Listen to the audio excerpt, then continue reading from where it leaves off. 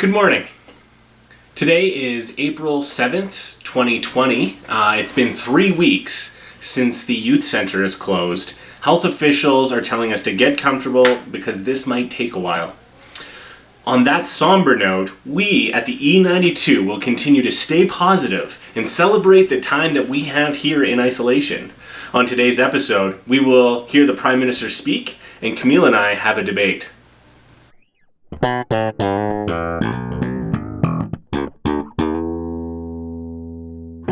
Our first story, a local youth leader has stolen my cake.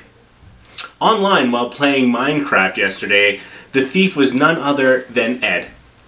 The theft took place on our new public Minecraft realm. If you have a PC and you're willing to get the cake back for me, please private message me your username to be invited. During one of his daily reports, the Prime Minister had a message that spoke directly to youth. Let's hear what he had to say. Let me take a moment to speak directly to kids. I know these past weeks have been tough. You haven't seen your friends, you're not able to go to school, you've been hunkered down with your parents, and you're watching the world you know change radically. It's a source of anxiety, it's a source of tension. Maybe there's extra tension in your family. But there are people who can help. Reach out to Kids Help Phone.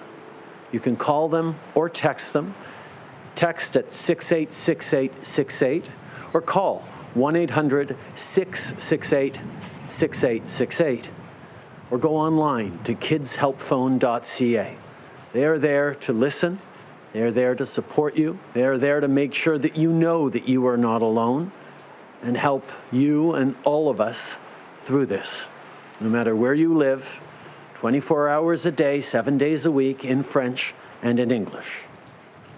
Indeed, to make sure that you have the help you need, we're investing $7.5 million for more counselors and trained volunteers with Kids Help Phone. There are people in your corner making sure you're okay. In all seriousness, I am super thankful for Prime Minister Trudeau and what he had to say. I stand behind him 100% on this. What you are feeling right now is totally normal. If you are feeling bad or you are not safe at home, then you can make a call. You can definitely do something. The Kids Helpline is what the Prime Minister suggested. It's a great place, 24/7. Call them if you're not feeling good, if you need to vent, if you're really upset. Even if you're not, just give them a call. You have an opportunity to talk to someone. Another great resource is right here. So we've got the suicide hotline or crisis intervention if you feel you might be thinking of self-harm or suicide. This is the people that you call if you need some help. If you're feeling sick and you don't want to go to the hospital, you don't have COVID-19, call telehealth. The number's right here. Essentially, if you're not feeling safe at home, you can call the police. Do not feel ashamed. Do not feel embarrassed. It is so important that you are safe, not only from COVID-19, but that you are safe where you are right now. And of course, guys, if you are feeling safe and you're simply just bored, feel free to call me or Jen or Camille or Ed, okay? I'm not going to give my personal number out on the internet, but we have shared it on, Facebook groups, and you should have my number by now. If you don't get it from someone, we live in a town of 5,000. You should be able to find it. Next up is the weather. Hopefully we're starting to get some of that nicer weather the government keeps talking about. But let's turn to our official E92 weatherman, Braden. Braden, what's the weather like and what do you recommend? Let's check the weather. Definitely too sunny. Thank you, Braden. You might not know this, but Braden is actually the most accurate weather person in the world, since he has only made one weather report and it was 100% accurate. He's at a perfect score. During physical isolation, you may find yourself feeling a little bored. But fear not, because here at E92, we are offering ideas of what to do while in isolation, in a segment we call What to Do While in Isolation. Today, we are going to chat online to someone that you all know. Now, chatting online is probably something that I don't need to tell you how to do. There's like a gazillion ways to chat online. maybe I should just suggest, if you're going to use that Zoom or Messenger, make sure you go into the privacy settings first, because Zoom automatically defaults you as a public server, so anybody can jump in your chat and do whatever they want. So check your privacy settings first. But online chatting is a great way to not spread germs and to communicate to people anywhere in the world. But we're not going to communicate to somebody across the world. We're going to communicate to Camille, who's like 10 houses down that way. Let's watch. What to do while in isolation? Yes, thank you so much. So here we are. We're at our interview. We have Camille with us. Thank you for being here, Camille. Thank you for having me, AJ. How are you doing? I'm doing pretty good. How about you? I can't complain. Lots of quality time with my kids. Oh, yeah. You know, Yeah. getting some good video game time in. Yeah. It's kind of a relaxing time, honestly. So I've got a few questions here to ask you. The first one is the Prime Minister on Sunday, I think it's actually earlier than that, spoke directly to kids. And did you see the clip? Yes, I did. Was it well said? And what do you think is the most important thing to take from his message? Yeah, I think it was very well said, AJ. I've been very impressed with the Prime Minister this whole time, just in his messaging. He's been very consistent, and whenever he addresses the public from outside his home, he's very calm, and he basically tells us what we need to know, and he empathizes with us. So I've really appreciated that from him, and I do very much appreciate his addressing directly to the youth. So the most important takeaway from his message there directly to youth is just the amount of extra resources that our government is funneling towards the kids' helpline.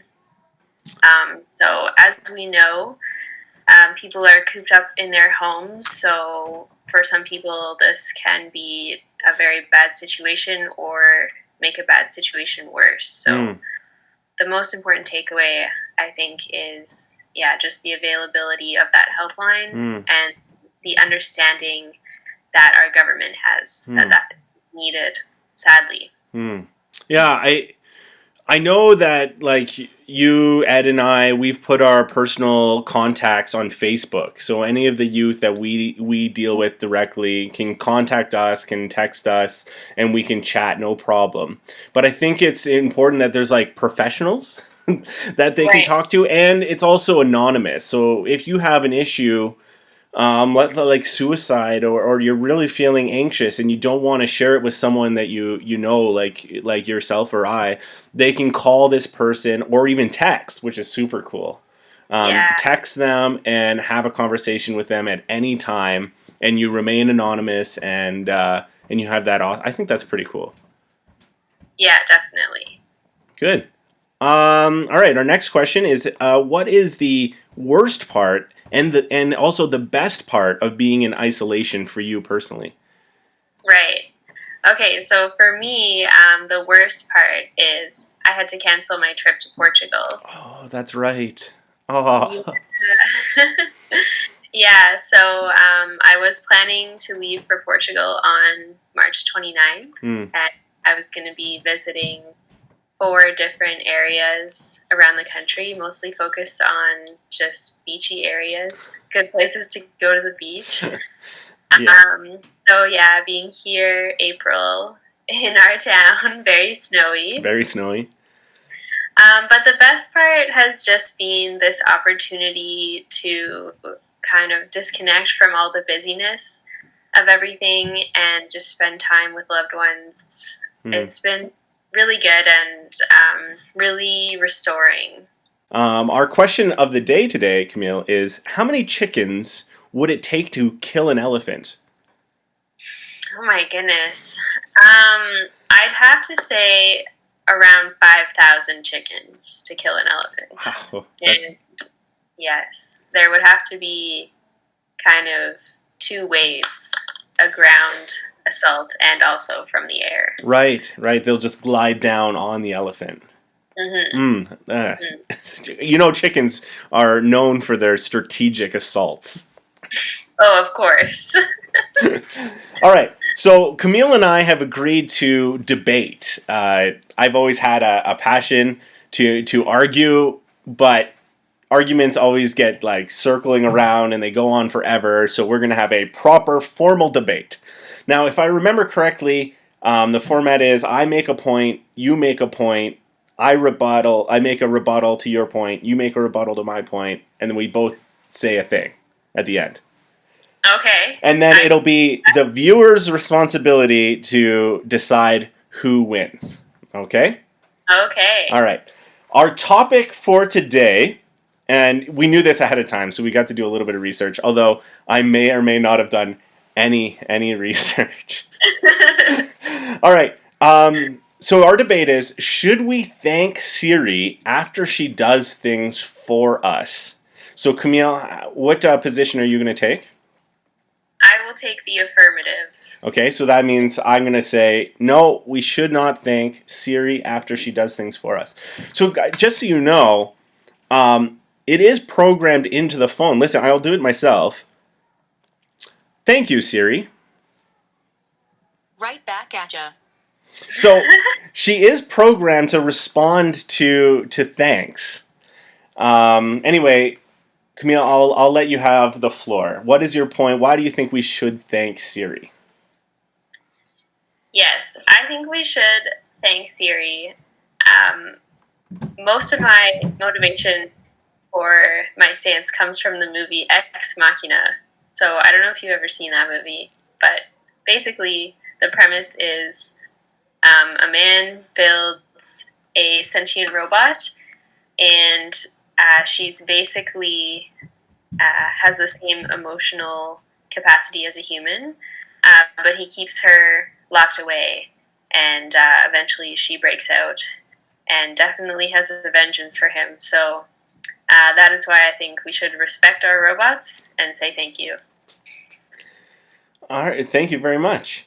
My point is, if we start thanking our phones and our assistants and our robots, where does it stop?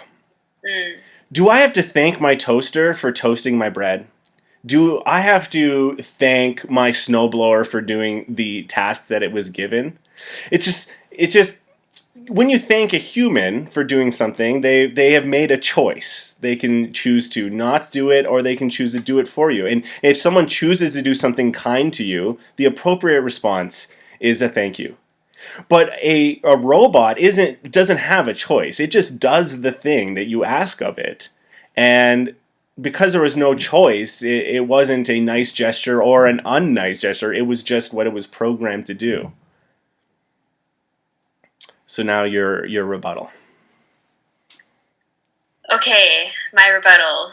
I think the difference lies in, robot versus not robot. So toaster, snowblower, no, those are inanimate objects. But robots do have the potential to become more, which is scary. So even though Siri, at this point, as far as we know, does not have human emotional capacity, these robots are learning robots. So I think we need to get in their good books. Fair enough. Camille's audio and video are a little unsynced here, but just to stay along with us. All right, my rebuttal to your point. In regards to the movie Ex Machina, I do not recommend it. I'm pretty sure it's rated R. And if I can remember, the robot goes on a murdering rampage and stabs his owner a bunch of times, and also kills someone. Becomes a very I don't know if that is a good example of a being that we should be thanking. And also, if we want to talk about movies with robots in them, iRobot. If you watch that movie, the robots all go nuts, crazy too. So we need an example of a robot that is deserving of thanks And I don't know if we even can fantasize that yet. Okay. So, final point. Camille, why should we thank Siri for the things she does? Thanking Siri. Okay, hang on. I need to think about my closing remarks.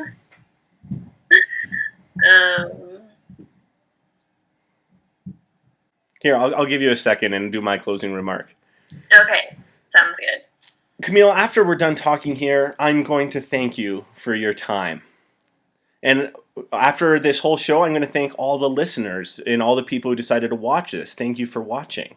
But there are robots on the internet who will watch this video, and I'm not going to thank them because it's not their choice. They didn't do some act of kindness. They were just programmed to do so. Okay. Your point. Okay. My closing remarks. Well, AJ, as we saw, Siri is programmed to accept and acknowledge thanks. So I think that tells us all we need to know. All right, it's up to the viewers to decide who won the debate. Yeah, that's it. That's it for our interview as well. Camille, thank you so much for doing this, and I hope you enjoy your relaxation time while in isolation, and we'll have to do this again. Thank you so much. Sure. Thank you, AJ.